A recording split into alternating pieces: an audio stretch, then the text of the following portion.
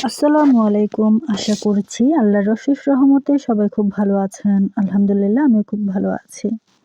আজকের এই ভিডিওতে দেখাবো আমার পেজ, আমার উদ্যোগ আয়াতসের বেশ কিছু পণ্য রেডি করা এবং আম্মু বাজার থেকে যে বাজারগুলো নিয়ে এসেছে সেগুলো গুছিয়ে রাখা, সব মিলিয়ে আজকের ভিডিওটা আমার দৈনন্দিন জীবনের ছোটোখাটো কিছু অংশ নিয়েই তৈরি করেছি।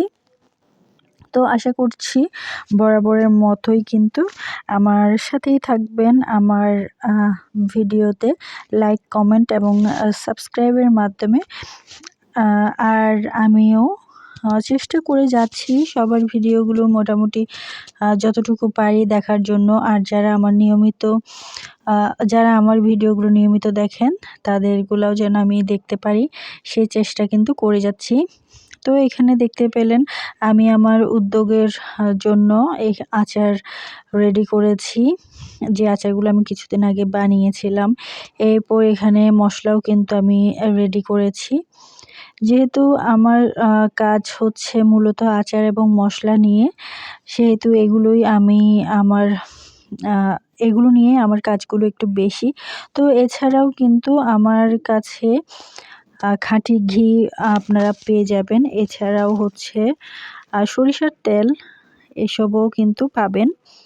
তো যেহেতু আমি সেগুলো নিজে বানাই না, তারপরও কিন্তু চেষ্টা করি ভালো জায়গা থেকে এনে কিন্তু আপনাদের কাছে পৌঁছানোর জন্য। আর এগুলো হচ্ছে আম্মু বাজার থেকে বেশ কিছু শুকনো বাজার নিয়ে এসেছিল। সেগুলো প্রথমে গুছিয়ে নিচ্ছিলাম। প্রথম কাজ হচ্ছে সেগুলো বের করে রাখা। এরপর হচ্ছে ভালো করে সেগুলো ঠিকঠাক জায়গায় যেখানের জিনিস সেখানে রেখে দেওয়া। তো আম্মু সবসময় চেষ্টা করে জিনিসগুলো একটু গুছিয়ে রাখতে, যেন হাতের কাছে পাওয়া যায় খুঁজলে। তো আম্মু বাজার করে এনেছে, তো আমি সেগুলো গুছিয়ে নিচ্ছি। এখানে ছোট ছোট কিছু বিরিয়ানি চালের প্যাকেট দেখতে পাচ্ছেন। এগুলো হচ্ছে ফ্রি পেয়েছে একটা। এইটার নামটা আমি একটু পরেই বলে দেব, হয়তোবা আমি এখানে দেখাবো, তো তখন দেখতে পাবেন। এই পাউডার দুধের সাথে ফ্রি পেয়েছে এটা। এই তো আমি পাউডার দুধগুলো করে রেখেছি। এছাড়াও আরও যা যা এনেছে সবই দেখতে পাচ্ছেন। এখানে চা পাতা রয়েছে, তারপর হচ্ছে আটা, ময়দা, দেশলাই, সব কিছুই কিন্তু এনেছে। তো আমিও সেগুলো প্রথমে সুন্দর করে গুছিয়ে নিচ্ছি, পরবর্তীতে এটা ঠিক করে রেখে দিব। তো এই কাজগুলো আমাদের বাসায় মূলত আম্মুই করে থাকে, অর্থাৎ বাজার আনা বেশিরভাগ ক্ষেত্রে আম্মুই করে থাকে। আর আমরা যদি না থাকি তখন আম্মু সেগুলো গুছিয়ে রাখে। তো আমরা যখন থাকি তখন আমরাই মূলত গুছিয়ে রাখি সবগুলো।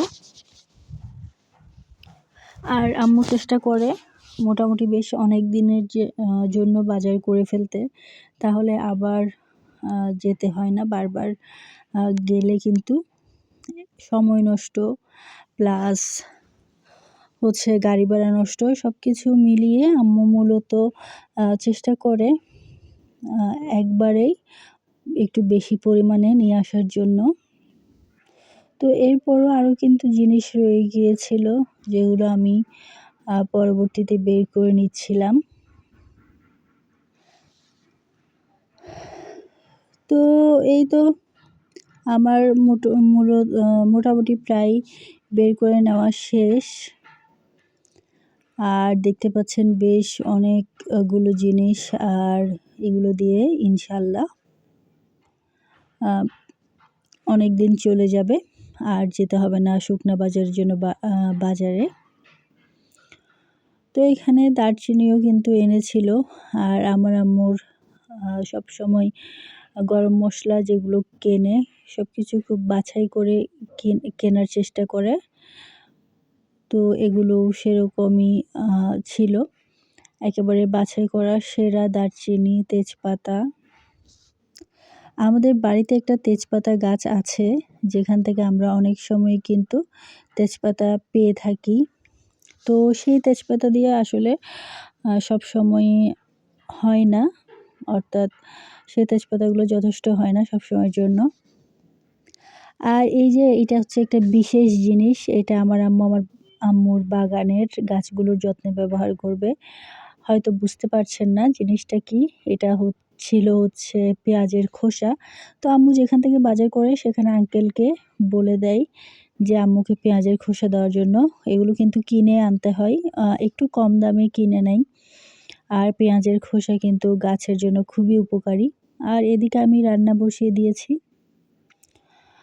রান্নাটা বাজার গুছিয়ে নেওয়ার একটু পরেই শুরু করেছিলাম। তো দুপুরের জন্য রান্না করছিলাম, এখানে তরকারিটা রান্না করে নিলাম, এরপর হচ্ছে ভাতটা রান্না করে নিলাম। আর এরপর আমি আরও কিছু জিনিস গোছানো বাকি ছিল, সেগুলো গোছাতে এসেছি। তো আমাদের এই বড় লাল বালতিটাতে হচ্ছে সব ধরনের শুকনো বাজারগুলো রাখা হয়। তো যেই জিনিসগুলো নিচে ছিল, অর্থাৎ আগের ছিল, সেগুলো আমি বের করে নিয়েছি। আর পরবর্তীতে নতুন যে জিনিসগুলো আনা হয়েছে সেগুলো আমি ঢুকিয়ে রাখছি। আগের জিনিসগুলো যদি আগে বের করা না হয় তাহলে কিন্তু দেখা যাবে সেগুলোর মেয়াদ চলে গিয়েছে, আমরা জানতেও পারবো না। তাই আগের যে জিনিসগুলো সেগুলো অবশ্যই আগে বের করে নিতে হবে। বের করে পুরো বালতিটা আমি পরিষ্কার করে ঝেড়ে নিয়ে সেখানে জিনিসগুলো রাখছিলাম। তো এই বালতিটা কিন্তু অনেক বড়, এখানে বেশ অনেক জিনিস অনায়াসে এঁটে যায়। আর এখানে দু একটা জিনিস রেখে দেওয়া হবে যেগুলো বাড়িতে নিয়ে যাওয়া হবে, সেজন্য। আমার কাছে বাজার এরকম করে নির্দিষ্ট স্থানে গুছিয়ে রাখতে কিন্তু অনেক ভালো লাগে। আর এভাবে গোছানো থাকলে সহজেই কিন্তু পাওয়া যায়। আর একটা জিনিস যদি এক জায়গায় রাখা হয় তাহলে একটু সমস্যা হয়ে যায়। আমার মনে হয় যারা সবসময়ই ঘরের কাজকর্মে এভাবে ব্যস্ত থাকেন, তারা তাদের নির্দিষ্ট জিনিসগুলো এভাবেই রাখতে পছন্দ করেন। অথবা যারা গোছানো মানুষ তারা কিন্তু এভাবেই তাদের বাজারগুলো, শুকনো বাজারের যেসব সামগ্রী রয়েছে সেসব একসাথেই এভাবে গুছিয়ে একটা নির্দিষ্ট জায়গায় রাখেন। তো আমিও ছোটোবেলা থেকেই কিন্তু আমার আম্মুকে এভাবেই জিনিস রাখতে দেখছি। আর আজকেও কিন্তু আমার ভিডিওতে খুবই আওয়াজ হয়তোবা শুনতে পারবেন, অনেক বেশি আওয়াজ। বাইরের কাজ এখনও চলছে। আমি আরেকটা ভিডিওতেও মনে হয় বলেছিলাম। তো এখনও কিন্তু কাজ চলছে। শুকনো বাজারের সাথে সাথে আম্মু এই মটরশুঁটিগুলো এনেছিল, যেগুলো পরবর্তীতে সিদ্ধ করে দেখা গিয়েছে এগুলো আসল মটরশুঁটি না, রং স্প্রে করে যে মটরশুঁটি বিক্রি করা হয় সেরকম আম্মুকে দিয়ে দিয়েছে। তো এই জিনিসটা খুবই আসলে অস্বস্তিকর এবং বিরক্তিকর। মানুষ একটা ভেবে জিনিস কেনে কিন্তু বাসায় এসে দেখা যায় সেটা ভেজাল। তো এটা কিন্তু বোঝারও কোনো উপায় থাকে না যখন কেনা হয়। তো এইজন্য আম্মু এখন একেবারেই গোটা মটরশুঁটিগুলো কেনে, অর্থাৎ এই মটরশুঁটি কেনার পরের মটরশুঁটিটা আম্মু গোটা মটরশুঁটিই কিনেছিল। যদিও এগুলো আমরা খেয়ে ফেলেছি বিভিন্নভাবে। আর আমার মনে হয় যারা এই ধরনের কাজ করে থাকে, অর্থাৎ এইভাবে মানুষকে ভেজাল দিয়ে থাকে খাবারে বা অন্য যে কোনো পণ্যে, তাদের হয়তোবা কখনোই বিবেকটা কাজ করে না যে অন্যকে এভাবে ঠকালে তাদেরও যে ঠকতে হবে কখনো না কখনো জীবনের যে কোনো পর্যায়ে, সেটা হয়তো তারা বুঝতে পারে না, অথবা বুঝলেও অতটা আমলে নেয় না, একটা ড্যাম কেয়ার ভাব করে চলে। তো এভাবে আসলে মানুষকে ঠকানো কোনোভাবেই কাম্য না। তারপরও আমাদের দেশে বিভিন্ন ধরনের ব্যবসায়ীরা প্রতিনিয়তই কিন্তু মানুষকে ঠকিয়ে যাচ্ছে। শুধু ব্যবসায়ী না, প্রতিনিয়ত আমাদের চারপাশের এমন অনেক মানুষ আছে যারা মনে করে যে মানুষকে ঠকালে অনেক বড় হওয়া যায়। বস্তুত তা হয় না। মানুষকে ঠকালে একসময় না একসময় কিন্তু ক্ষতিটা নিজেরই হয়ে থাকে। তো দেখতে পেলেন যেহেতু রং দেওয়া হয়েছে তাই সেদ্ধ করার পর অনেক রং কিন্তু বের হয়েছে।